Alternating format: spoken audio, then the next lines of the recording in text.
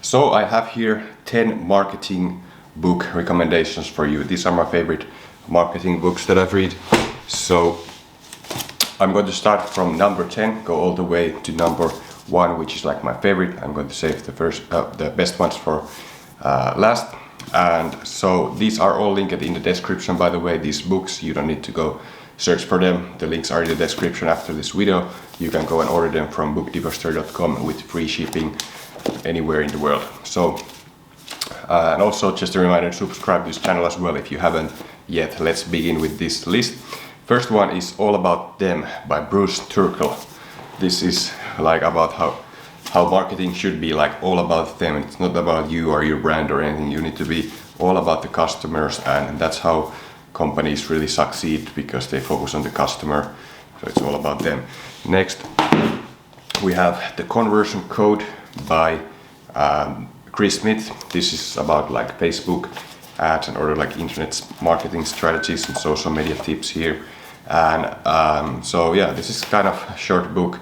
This was like an Amazon bestseller, I think, or at least like a top list, on the top list in Amazon.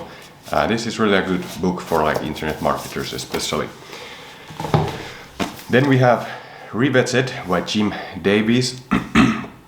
This is kind of actually like psychology, but mostly like the psychology of like why we like buy and why we are influenced by ads. The science of why jokes makes us laugh, movies make us cry, and religion makes us feel one with the universe. So he talks about, for example, first about the negativity bias, how like news and so media, they can attract our attention because they use negativity, because that's always like more than positivity. You will pay attention to negative, something that is dangerous. So you can like survive better if you know about some dangers. Then next we have Jab, Jab, Jab, Right Hook by Gary Vaynerchuk, a great book. He of course has built a great big media company, like the modern Mad Men company, pretty much. Like he uses like social media and makes like ads for big companies, and his company is like worth 60 million, I think. And he took I think actually it was his dad's wine business that he took to 60 million a year. I don't know how much the media company gets or earns per year now, but so this book is about, it's a little bit outdated now, because who like really uses Tumblr much anymore? Maybe some people, but this explains, like, there's some tips and advice first, but then it goes into detail on these like posts and ads that Gary has seen on Facebook or Twitter or Tumblr or somewhere else, and he criticizes them, like what is good, what is bad. He shows good examples and then really bad ones as well, like what not to do with social media. Then next is Crossing the Chasm, which is a classic marketing book by Geoffrey A. Moore. So this is about, like, the basic idea of this book is that the chasm, like there's the early adopters first who use the product, then really you can be profitable when the masses like start using your product, and then it kind of goes down a little bit. But next we have Contagious by Jonah Berger.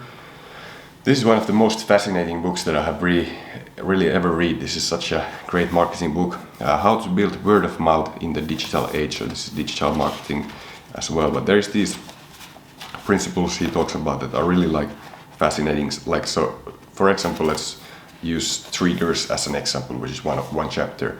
Triggers are like something that's an association that marketers use, like some chocolate bar, for example, that if you link it to something like coffee, that this bar is always had with coffee, then when you just drink coffee, you always remember that Kit Kat bar or something, whatever bar it is.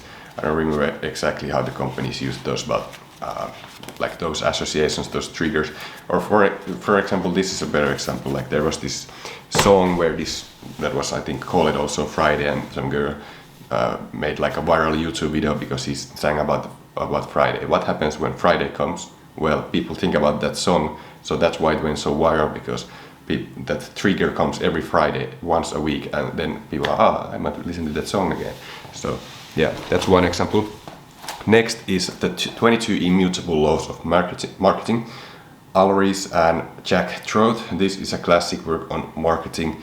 it's like a must read for marketers. There is plenty of like chapters, of course, 22 laws, and he talks about everything like I don't actually remember this so well anymore, but for example, the law of leadership, like you don't need to be necessarily the biggest company in the world, in the niche that you're in, but if you can have like Coca-Cola, for example, is first in customers' mind. If you think about a soda or a Coke primarily, then you will always think about Coke first, and Pepsi is like the secondary one. That's why they aren't as successful. Then Purple Cow by Seth Godin. So this is Transform Your Business by Being Remarkable, all about like being different and remarkable, like a purple cow. If you drive through like a field of cows, you don't pay attention to the cows unless there's like a purple one. Then that's like, why would you pay attention to the cows if they're all similar? But if one is purple, you pay attention. So really, like the only way to really make it big in business or anything is to really be excellent, exceptional, stand out, so that you really can get the customer's attention. Or it can be anything else, really. Just as a person, you need to stand out. So next we have the last two books are actually by the same author. So Persuasion is first by Robert Cialdini. This is like a little bit more modern, like psychology and marketing knowledge here.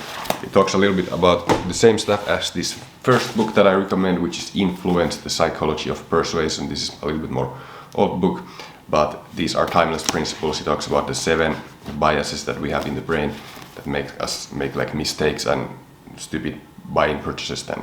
And you can really like manipulate these strategies and use them really unethically as well, but of course you don't want to do that.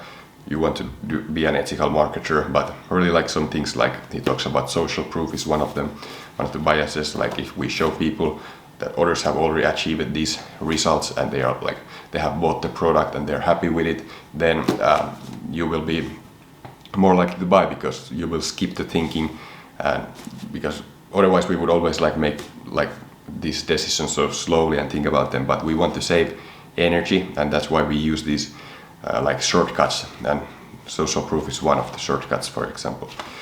Another, for example, which is really much used as well, like Amazon uses it, is like having just a few items in stock, that people see scarcity, and that's why they act fast, because they need to buy now so that they don't run out of the items.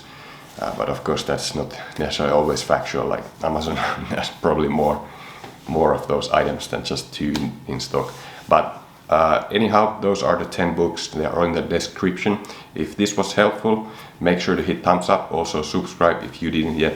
I will see you next time.